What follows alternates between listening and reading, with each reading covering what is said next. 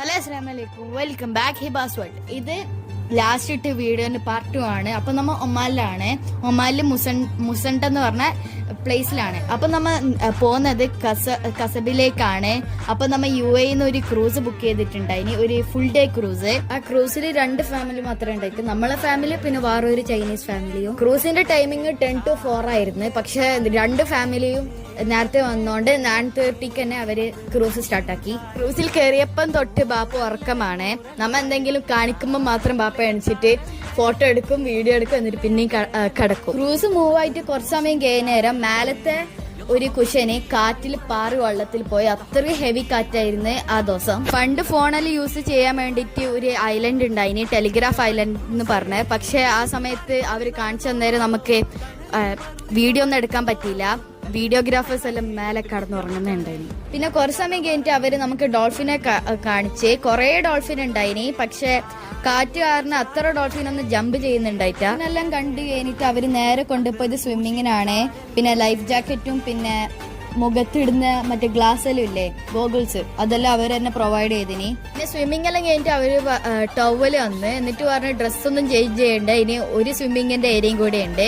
പിന്നെ അത് കഴിഞ്ഞിട്ട് അവര് ഫുഡെല്ലാം വിളമ്പി. പിന്നെ ഈടെ കണ്ട ദിയൂസ് ടോർത്തല കൊടുത്തിട്ട് എന്തെല്ലോ കോപ്രായം ചെയ്യുന്നുണ്ട്. ഫുഡിനുണ്ടായത് ചിക്കൻ ഫ്രൈ, ഫിഷ് ഫ്രൈ, ദാല്, പിന്നെ ഏതോ വെജിറ്റബിൾ കറി ഉണ്ടായിനി, കുബൂസ്, മന്തി റൈസ്, പിന്നെ സലാഡ്, ഹമ്മൂസും പിന്നെ സോഫ്റ്റ് ഡ്രിങ്ക്സ് എല്ലാം അവര് തന്നിനി. പിന്നെ നമുക്ക് കയറിയപാട് തന്നെ അവര് വെള്ളവും ജ്യൂസെല്ലാം തന്നിട്ടുണ്ടായിനി സ്റ്റാർട്ടിങ്ങിൽ തന്നെ.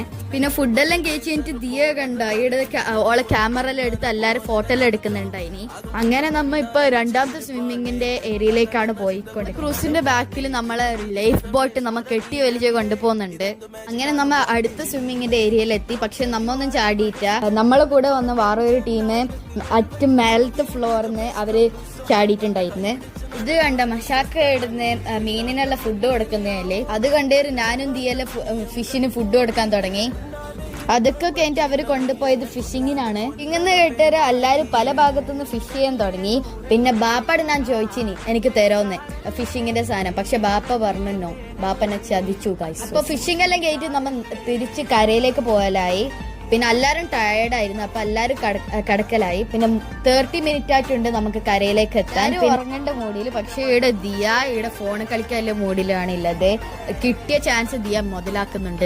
കര എത്തേണ്ട സമയത്തെ ബാപ്പ എണിച്ചിട്ട് പോയിട്ട് ഷവറെല്ലാം ചെയ്യുന്നുണ്ട്. പിന്നെ ഇന്നത്തെ ട്രിപ്പ് നല്ല രസമായിരുന്നു. പിന്നെ നമ്മൾ ഈ മൊത്തം ട്രിപ്പ് ഗൈഡ് ചെയ്തത് ട്രിപ്പ് സോൺ എന്ന് പറഞ്ഞ ട്രാവൽ ഹബ്ബാണ്. അപ്പം അവരെ നമ്പർ ഡിസ്ക്രിപ്ഷനിൽ കൊടുക്കുന്ന